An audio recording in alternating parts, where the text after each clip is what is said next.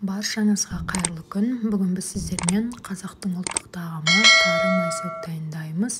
Тары білесіздер, өте пайдалы, дәрумендерге бай. Алдымен тарымызды осылай ыстықтай қайнап тұрған сумен 2-3 рет суы тазарғанша жуып аламыз.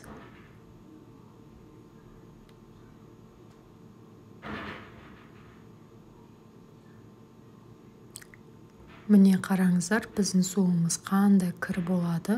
Суымыз тазарғанша 2-3 рет жуып аламыз.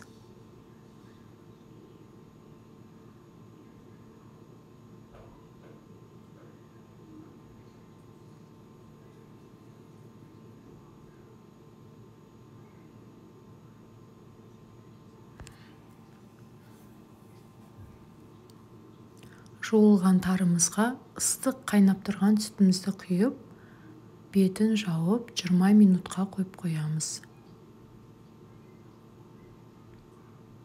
Міне біздің тарымыз дайын болды. Енді осыны салфеткаға салып, бетін жауып, құрғатып, сүртіп 40 минутқа қойып қойыңыздар. Міне біздің тарымыз дайын. Енді оған 3 ас қасық қантымызды салып, бөлме температурасындағы сливочный майымызды қосып, жақсылап араластырып шығамыз.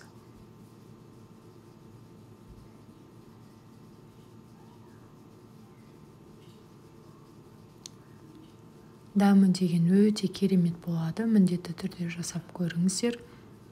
Видео ұнаса лайк басып, комментарий қалдыруды ұмытпаңыздар.